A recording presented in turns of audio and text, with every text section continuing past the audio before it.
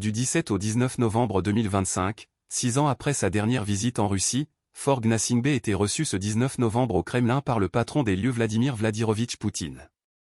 Un tête-à-tête qui a ensuite été élargi à la délégation qui accompagnait le chef de l'exécutif togolais. Au-delà de la cordialité de la visite, les deux responsables se sont accordés sur plusieurs points. Après avoir salué la bonne entente entre la Russie et le Togo, Georges Gnassingbé a remercié son hôte du Kremlin pour les bourses d'études qu'octroie la Russie aux étudiants et aux jeunes Togolais et surtout l'accueil qui leur est réservé car, dit-il, dans le monde d'aujourd'hui la technologie joue un rôle essentiel dans l'éducation. Le président du Conseil a également souligné le rôle prépondérant que joue la Russie dans la lutte contre le terrorisme au Sahel, notamment au Burkina, au Mali et au Niger. Nous venons d'une région qui est en proie au terrorisme. La sécurité est importante pour nous et tout ce que vous faites pour nos frères du Burkina, du Mali et du Niger qui sont en première ligne de cette lutte, c'est à nous vous le faites car si la digue de ces pays saute, c'est toute la sous-région qui sera affectée, a poursuivi le PC du Togo tout en exprimant sa gratitude à Vladimir Poutine.